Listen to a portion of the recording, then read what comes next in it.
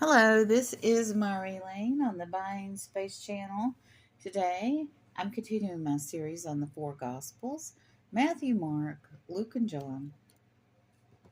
And today, I'm in Luke, and this is about four Gospels are about the life of Christ.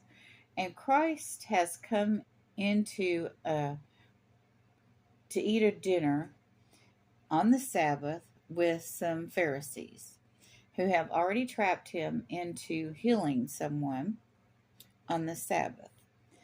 And so the beginning of the chapter discusses that. And then Jesus starts talking about parables, about dinners, and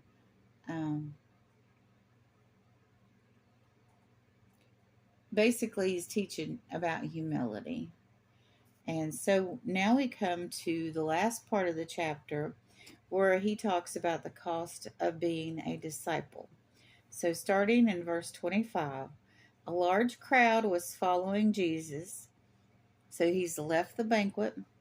He turned around and said to them, "If you want to be my disciple, you must, by comparison, hate everyone else, your father and your mother and your wife and your children, your brothers and sisters, yes, even your own life.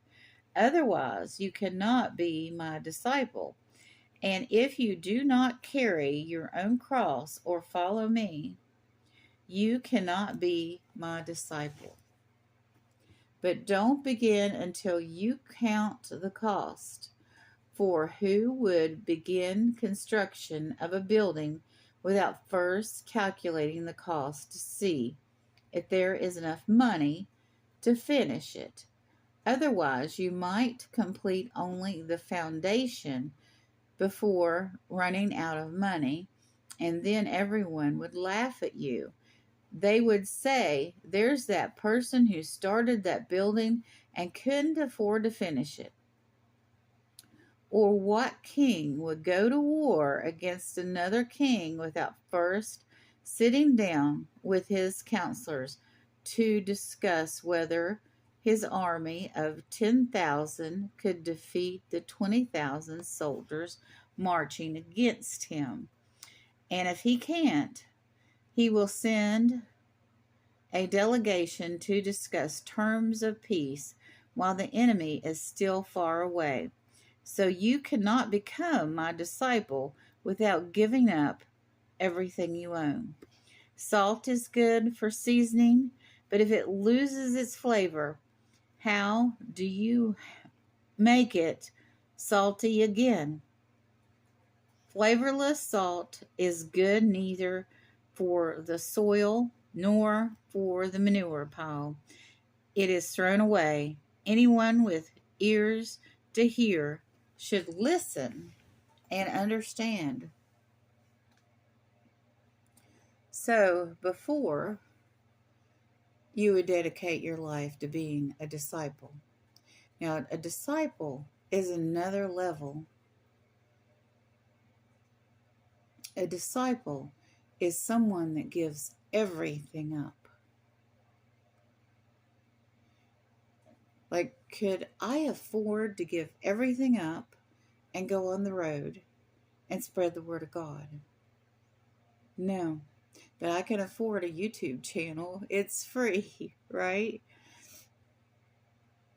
But there are different types of people that take different paths. If you go to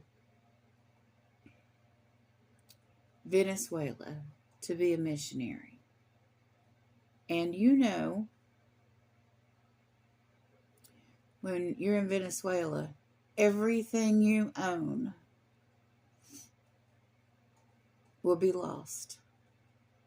That you will not have a home to come back to. That you will impoverish yourself and your family.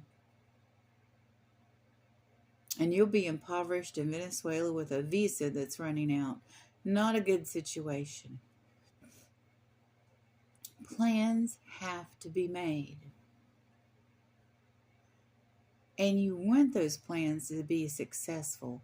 What kind of testimony are you going to be if you starve to death in a foreign land? So you have to make plans. You have to know if you're capable of doing mission work or being a preacher or being a Sunday school teacher, to be a disciple, to leave, possibly leave your family or sacrifice your time with your family to spread the word of God. Luckily, we can spread the word of God without leaving our homes these days. Or we can spread the word of God when we go out in the community to do ordinary things. We don't have to travel all the way around the world. Now, there are people that need to do that. And when they do plan to do that, they need to plan and make sure that they are capable. And sometimes you have to leave family behind. I had a cousin who was in Fiji as a missionary, her and her husband and her sons.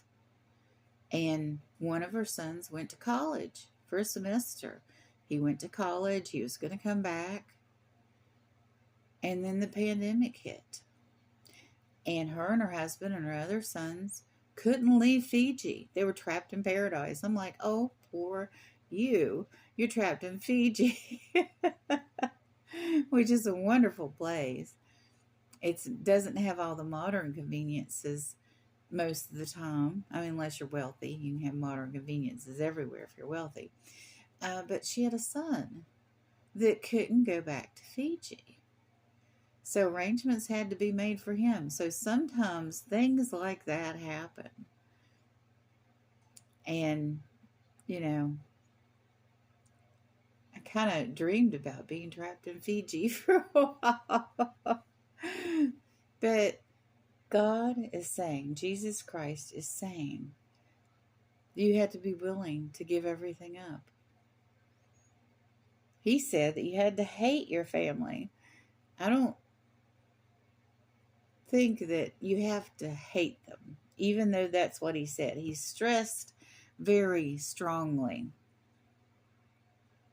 that your family would have to make sacrifices. They might end up feeling like you hate them if you left the state, left your community, left the country to go be a disciple in a foreign land.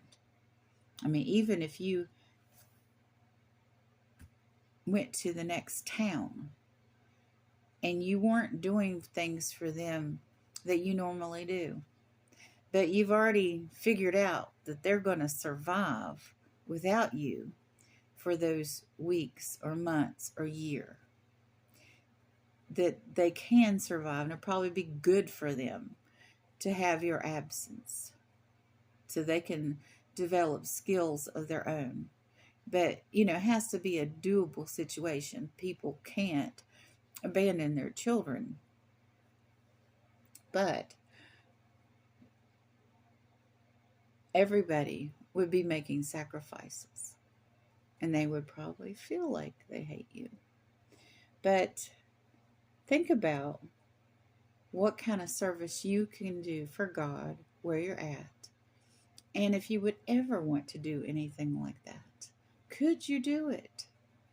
It's just something to think about, something to consider. I know people don't prompt other people to think about being preachers or Sunday school teachers or missionaries on the daily. It's something that might come up every once in a while. What have you considered in service of God? You all have a wonderful and blessed day.